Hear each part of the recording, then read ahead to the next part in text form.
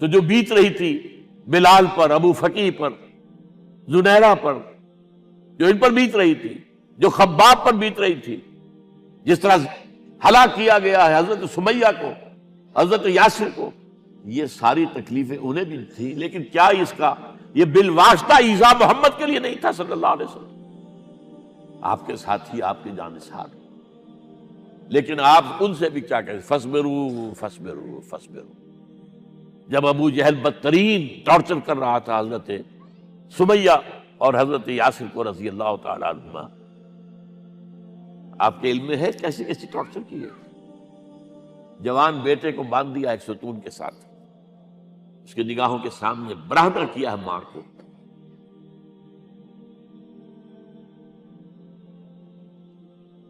ہاتھ میں ایک مورتی ہے، جب تنگ آ گیا، ستا کر تنگ کر کے مار مار کے حضرت سمیہ ٹس سے مس نہیں ہو رہی، کہتا ہے تم ایک دفعہ کہہ دو سمیہ کہ ہاں اس مورتی میں بھی کچھ ہے، میں تمہیں چھوڑ دوں۔ انہوں نے تھوک دیا، برچھا مارا ہے شرمگاہ کے اندر۔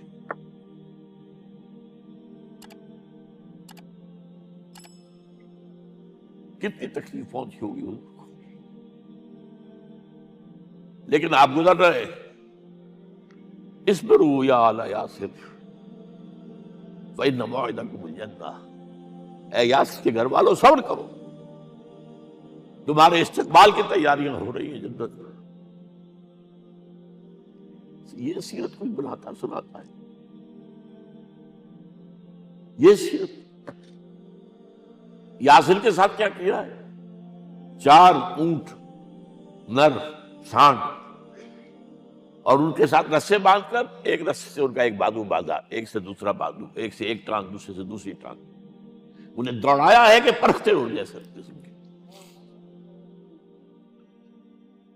یہ دین ایسے ہی قائم نہیں ہوا، عدل و انصاف کا نظام ٹھنڈے ٹھنڈے قائم نہیں ہوتا، گھر میں آرام سے بیٹھے ہوئے قائم نہیں ہوتا۔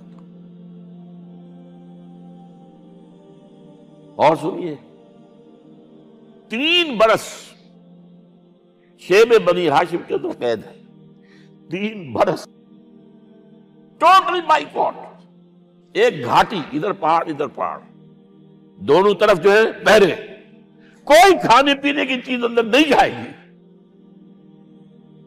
اور پورا خاندان بنی ہاشم، وہ بھی کہ جو ایمان نہیں لائے، وہ قبائلی زندگی تھی نا۔ بنو ہاشم چونکہ حضور کو پشت پناہی چھوڑنے کو تیار نہیں ہوئے، ابو طالب نے آخری وقت تک بھی ساتھ نہیں چھوڑا۔ ہاں، آخری وقت کے قریب ایک بات ہو گئی تھی، ایک مرتبہ تو ہوا کہ وفد آیا ہے قریش کا کہ اپنے بھتیجے کو روک لو، وہ ہمارے معبودوں کی توہین کرتا ہے۔ ابو طالب نے بلایا اور آپ سے کہا کہ یہ کچھ اپنے رویے کو بدلے۔ آپ نے فرمایا چچا جان، اب تو چاہیے میرے ایک ہاتھ پر سورج اور دوسرے پر چاند رکھ دے، میں اپنے اس مشن کو چھوڑ نہیں سکتا۔ اور ابو طالب کے عین انتقال کے وقت جو معاملہ ہوا،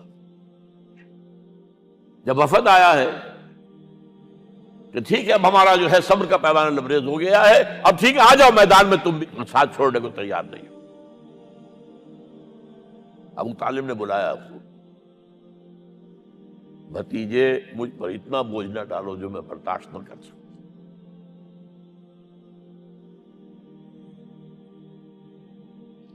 حضور کی آنکھوں میں آنسو آ گئے۔ چچا جان، اب تو یا یہ بات پوری ہوگی یا میں اپنے آپ کو ختم کر دوں، اسی میں ختم ہو جائے۔ 12 شیب بنی ہاشم میں 3 برس اس حال میں گزرے ہیں، ٹوٹل بائیکاٹ، کوئی کھانے پینے کی۔ کچھ لوگ تھے شریف النفس، مثلاً حکیم بن حزام تھے رضی اللہ تعالیٰ، اور بعد میں ایمان لے آئے۔ حضرت خدیجہ کے وہ رشتہ دار تھے، وہ پہاڑ پر چڑھ کر ایک طرف سے رات کی تاریکی میں، دونوں دروازے تو بند ہیں، پہاڑ پر چڑھ کر چوٹی سے نیچے اتر کر کوئی چیزیں کھانے پینے کی دے آئے بس صلی اللہ علیہ وسلم۔ کوئی اور ایک آدھ ہوگا ایسا۔ یہاں تک نوبت آئی ہے کہ بنی ہاشم کے یہ پھول جیسے بچے معصوم، بھوک سے بلبلا رہے ہیں، اور اس کے سوا کچھ نہیں ہے کہ سوکھے چمڑے ابال کر اس کا پانی ان کے حلق میں ٹپکا دیا جائے۔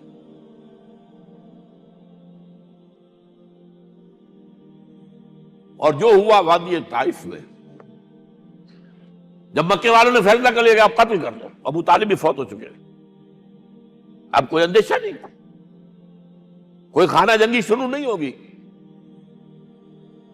کوئی انٹرا ٹرائبل وار نہیں ہوگی، تو آپ طائف گئے ہیں۔ شاید وہاں کے 3 سردار تھے بڑے، اور یہ طائف اصل میں قریشی کا سمجھیے کہ یہ ان کا گرمیوں کا یہ صحت افزا مقام تھا۔ یہ تمام جو سردار تھے مکے کے، ان کی جائیدادیں وہاں تھی، باغات تھے،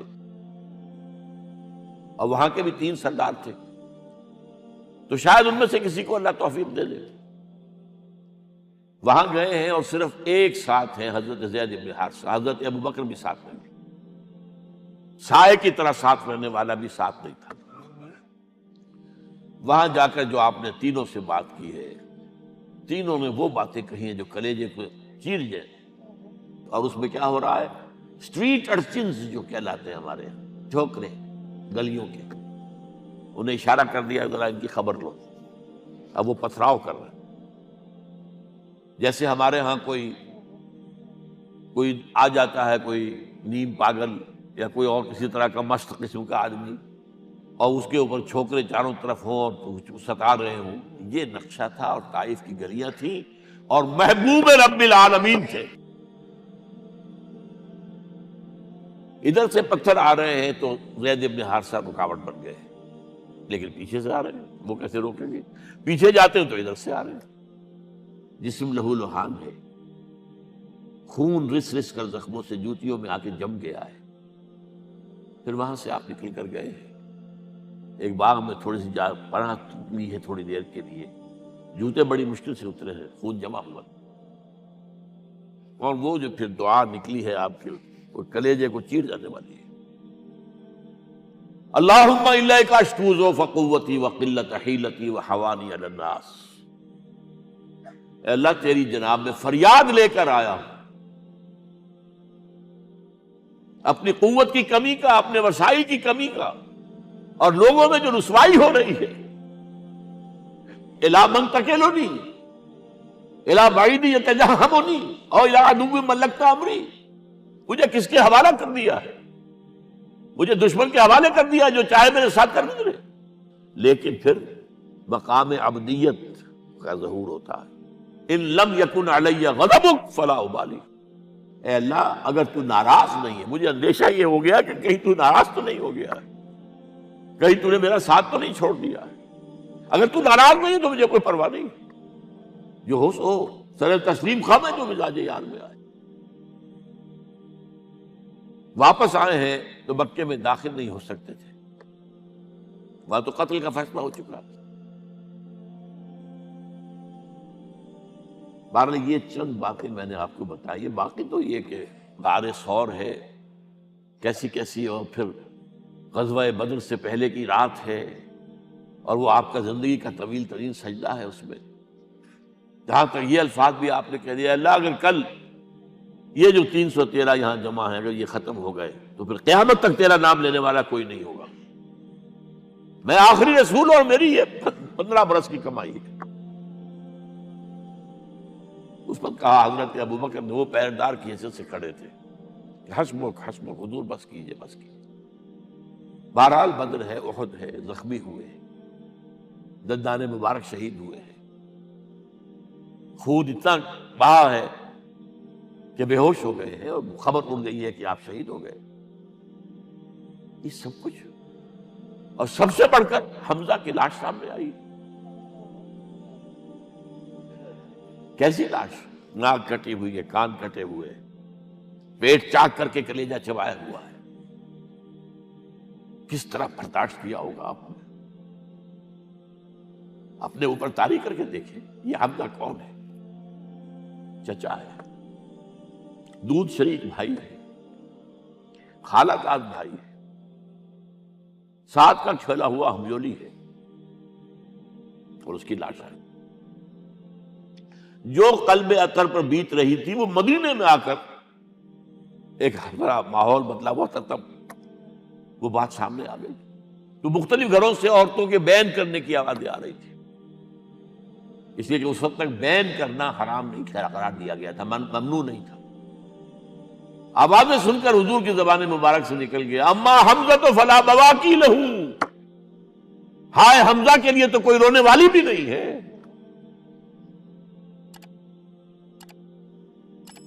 اس پر پھر صحابہ نے، انصار نے اپنے ہاں کی خواتین کو حضرت صفیہ کے یہاں بھیجا، وہ سگی بہن تھی، وہاں انہوں نے جا کے بھی تعزیت کی بہن کی.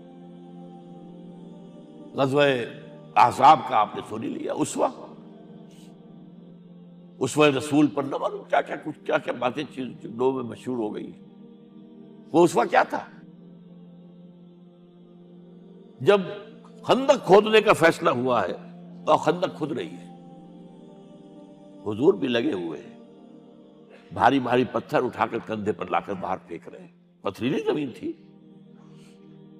ایک پتھر کسی سے ٹوٹا نہیں تھا، تو حضور نے جو ہے 3 دفعہ جو اس کے مطلب لگائی تب ٹوٹا ہے. لیکن یہ کہ کئی دن کے فاقے ہو چکے تھے، کھانے کو کچھ نہیں، پورا محاصرہ تھا، 12,000 کا لشکر گھیرے ہوئے. یہاں تک کہ آپ کو معلوم ہے کہ گھروں کے اندر بیت الخلا تو نہیں ہوتے، باہر جاتے تھے قضاء، اس کا کوئی امکان نہیں. شدید ترین آزمائش جو ہوئی ہے اس کا نتیجہ ایک طرف یہ نکلا کہ منافقین کا نفاق ان کی زبانوں پر آ گیا. قرآن مجید میں ہے یہ انہی آیات میں، ما وعدنا اللہ ورسولہ الا غرورا، ہمیں تو اللہ اور اس کے رسول نے دھوکہ دے کے مروا دیا. ہم سے کہا تھا کہ قیصر و کسریٰ کے خزانے تمہارے قدموں میں آئیں گے، اور حال یہ ہے کہ اب رفع حاجت کے لیے باہر نہیں جا سکتے، کھانے کو کچھ نہیں. اس وقت کچھ صحابہ آئے ہیں حضور صلی اللہ علیہ وسلم سے، دیکھیے فاقے سے کمر دوہری ہوئی جا رہی ہے، ہم نے اپنے پیٹوں پر پتھر باندھے، چادروں کے ساتھ پتھروں کسا ہوا تاکہ کمر سیدھی رہے. حضور نے اپنا کرتا مبارک اٹھا کر دکھایا، 2 پتھر میں. یہ ہے اسوہ، یہ ہے آپ کی سنت، آپ کا اسوہ حسنہ. لیکن اس اسوہ حسنہ سے فائدہ کون اٹھا سکتا ہے؟ لقد کان لکم فی رسول اللہ اسوۃ حسنۃ لمن کان یرجو اللہ والیوم الآخر وذکر اللہ کثیرا. اسوہ تو اپنی جگہ ہے، قرآن میں ہدایت سب کے لیے، ھدی للناس، لیکن فائدہ اٹھائیں گے صرف متقین، ھدی للمتقین ہے سب کے لیے. اسوہ سب کے لیے ہے، لیکن استفادہ وہی کر سکے گا جو 3 شرطیں پوری کرے: اللہ اور یوم آخر پر ایمان، اور اللہ کا ذکر کثرت کے ساتھ.